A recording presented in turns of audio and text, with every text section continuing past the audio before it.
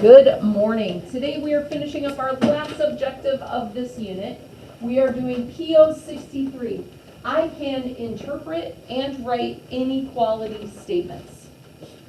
So, a little bit different from what we've been working on, but it's our last objective of this unit. So we need to switch our brains from all those multi-step operations that we were doing. And we need to think about this. An inequality compares values that are not necessarily equal. Now, this objective would have helped you last week on the math test. Were you able to figure it out? Or did you still struggle with that one?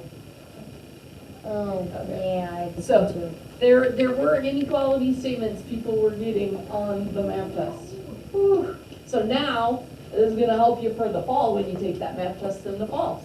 So there are 4 symbols with inequalities. Complete the table below with words or phrases that are used for each one. What do we call this first symbol? Colton? Wait. Is it greater, less than? Less than.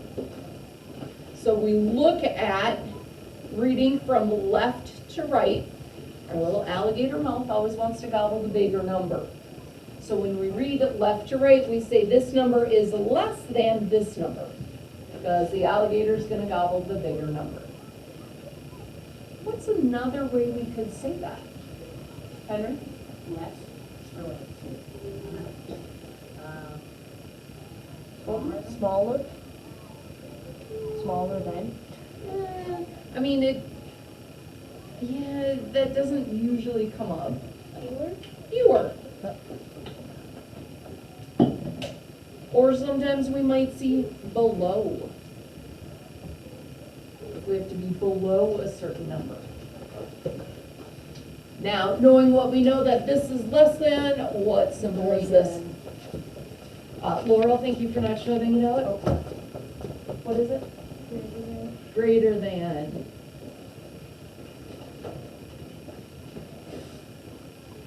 And if on the left that less than is fewer, what would we say on the right is that this more than? And if that's below, what would this one be, Ellen? Above. Above. Now, when we have those symbols and a line under it, what does it mean, Elliot? Not multiple, no. They're all, when we look at this and we say it's a number less than, if our number is 5, it's any number less than. So they're all talking about multiple numbers. Oh, wait, I don't know. Henry? Equals, like it would be that number too. Yeah, that line under it says it can be this number or less than it. So if we're going to Target and we have a $20 bill in our pocket, we can spend all $20 or anything less than it. Can I spend $25? No, because I only have a $20 bill. I could spend all $20 equal to 20 or less than the 20. So this is less than or equal to. Words that mean less than or equal to would be maximum. Think of a speed limit. Speed limit is 65. The maximum you can go is 65 or less than. Or you could get a ticket for speeding. So your maximum number speed you could go is 65. At most. I have a $20 bill in my pocket. At most, I can spend is $20. Or no more than. Now, these are not the only words that mean these things. There can be more that we can add to our table. Okay, as we look at the work we're going to be doing, we're gonna see if there's more words we can add to the table. What is our last symbol? Oh, Greater than or equal to? yeah, greater than or equal to.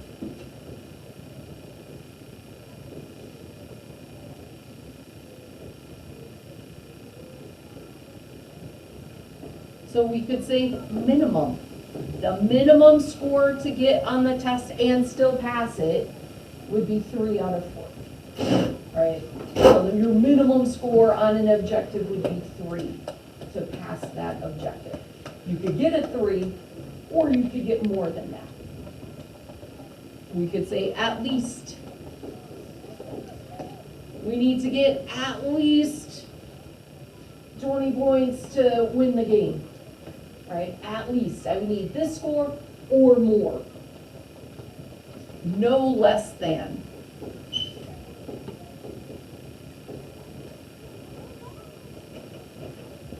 So this table, and if we add to the table, it's going to be really important for you to have on your help sheet, because we're going to have word problems, and you're going to have to look at the words and figure out which symbol goes with those words to write your inequality statement. Okay. So, important phrases to know with which symbol it goes with.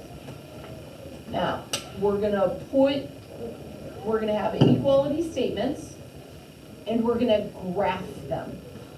So there are important things to note with our graph. There are 3 steps to graphing our inequality statement. Step 1 is you write your number line.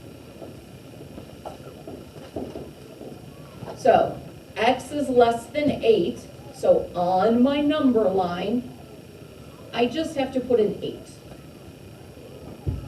Okay, that's the important part, that we have the 8. We don't have to put all the other numbers. I know it's a positive 8. Step 2 is I draw my circle. If it is not equal to it, so if it's just less than or greater than, it's an open circle. If it can also be equal to it, that is a filled in circle. So less than would be an open circle. If it was less than or equal to it, if it can be an 8 or anything less than it, I fill in the circle. And then step 3 is we're going to draw our arrow. That arrow is telling us what numbers would it be. Would it be smaller numbers or would it be bigger numbers? So if it's less than 8, we want all those numbers that are less than 8 on the number line. If it was more than 8, we would want all the numbers that are greater than 8 on the number line. So your arrow tells you which numbers on the number line will work. So here, less than or equal to 2. 2 is the important number on the number line. It has that equal sign under it, so I have a closed circle, because it can be 2, or any number less than 2. So all those numbers that are smaller than 2.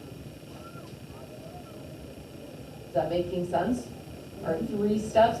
So we have to do our inequality statement. On the front page, it has the inequality statement written with the numbers.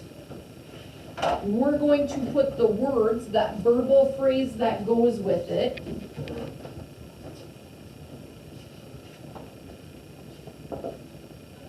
So write each inequality statement a second way.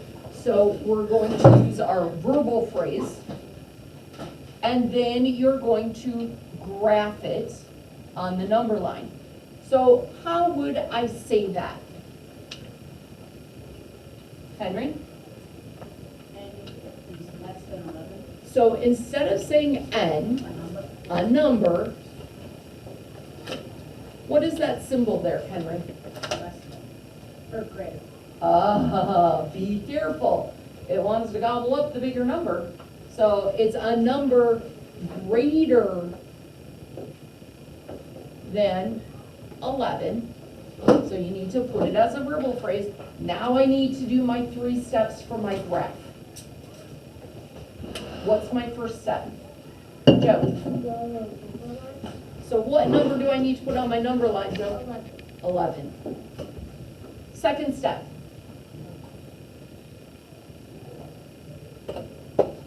Bo. Draw a circle. And is my circle going to be open or closed? Open. Open, because it is not, it can't be 11. It has to be a number greater than 11. It cannot be 11, so my circle stays open. Third step. Elliot. You have to, like, all the numbers on the left, So I have to draw the arrow. Which way is my arrow gonna point, Elliot? right? Greater than 11, so all these numbers that are bigger than 11. Now, if our variable is on the left side, and this only works if that variable is on the left side, look at my symbol, look at my arrow. They match. It only works if n is on the left. A number greater than 11, we go to the right. So if the variable is on the left side, your symbol matches your arrow direction. If that variable is on the right side, it's the opposite, because it's the opposite side. Does this front side make sense? Okay, let's look at our second page. Second page, they're giving us verbal phrases. They're giving us that words. We need to write the inequality statement, and then we need to graph it. So let's look at our first one. This is where that table really comes into play. We're looking for those key phrases. So your mom gives you $20 for a trip to Target. Show how much money you can spend at Target. Oh goodness, I'm trying to use this example already. What would our inequality statement look like? Clara?